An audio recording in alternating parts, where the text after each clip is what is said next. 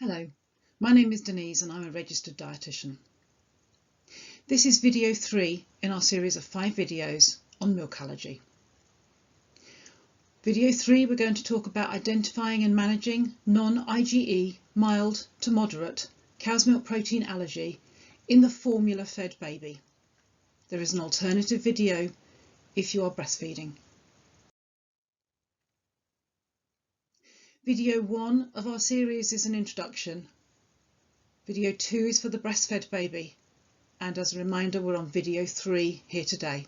There are 2 more talking about reintroduction of milk and meeting nutritional requirements. So what will we cover in this video? We're going to cover the types of formulas your baby has been started on. We're going to look at how we diagnose a milk protein allergy, and we're going to look at management of a cow's milk protein allergy.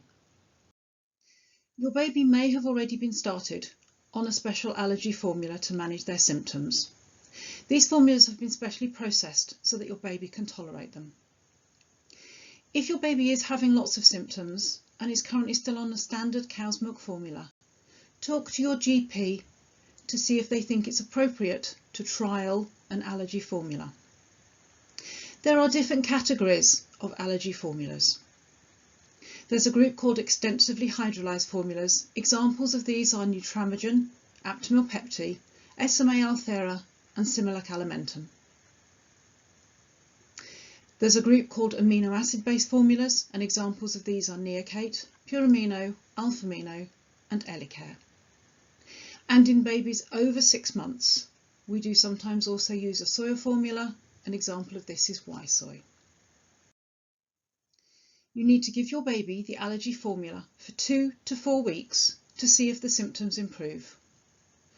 As discussed in video 1, lots of the symptoms we see in cow's milk protein allergy also appear in otherwise healthy babies. We therefore do need to diagnose a cow's milk protein allergy.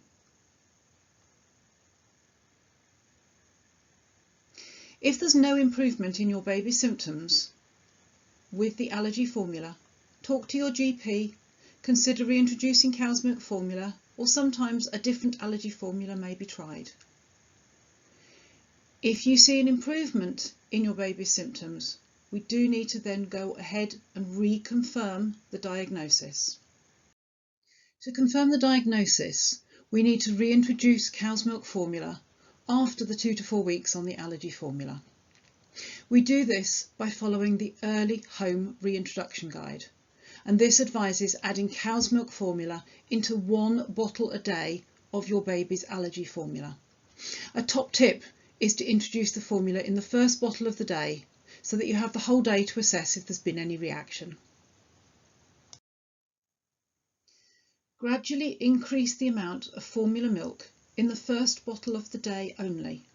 All the other bottles are the allergy formula. The table gives an example of a baby who's taking a 7 fluid ounce or 210 ml bottle. On day 1, change 30 ml or 1 fluid ounce for cow's milk formula. On day 2, 60 ml or 2 fluid ounces, and so on until on day 7 the whole of the bottle is cow's milk formula.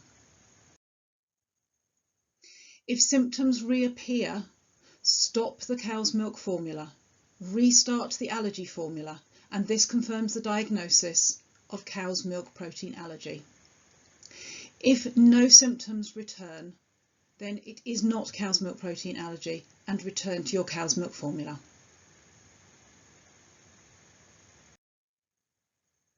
Once the diagnosis is confirmed, how do we manage cow's milk protein allergy? We need to exclude all milk from cows and milk products, but we also need to exclude milk from other mammals because the protein in their milk is very similar to that found in cow's milk. Therefore, milk from sheep, goats, buffalo, other mammals should be avoided. Until 1 year of age, the baby should have the allergy formula as their main milk drink. Weaning in a milk allergic baby is the same as in a non-milk allergic baby, so starting from around 6 months of age.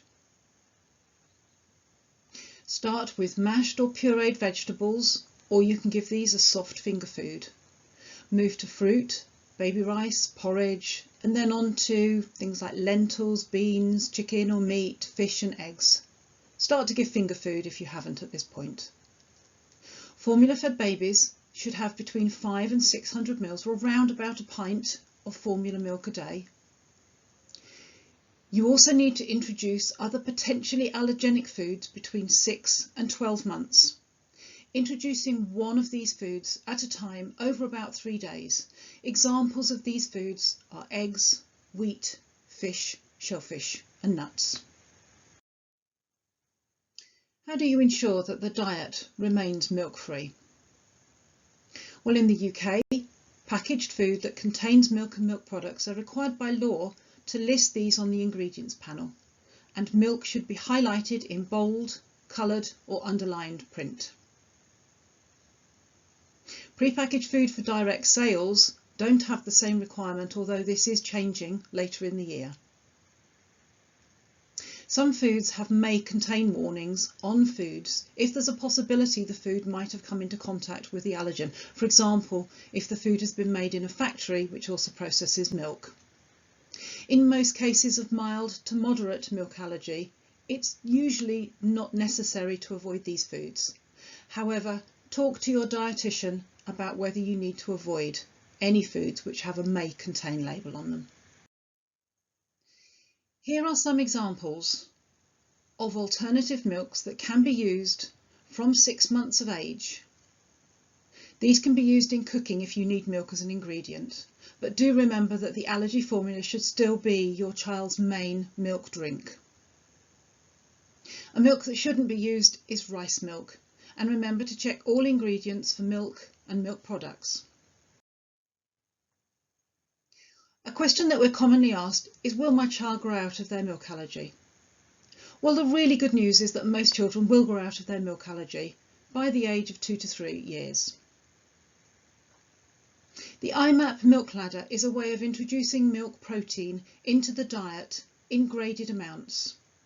It starts with the least allergenic forms of milk, and we will talk more about this in video 4. Again, this is a reminder: if your child has an IgE-mediated allergy or a severe allergy, then you should not be doing this at home, and talk to your allergy team. From 1 year of age, you can introduce alternative fortified plant-based milks as the main milk drink if your child is growing and eating well. Soya or fortified oat and coconut milk are good choices, as they are the most similar in nutritional content to full-fat cow's milk. And we will cover more of this in video 5.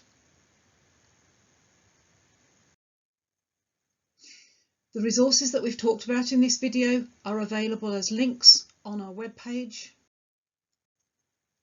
So the key messages from this video is it's important to check and reconfirm that the milk allergy is the correct diagnosis.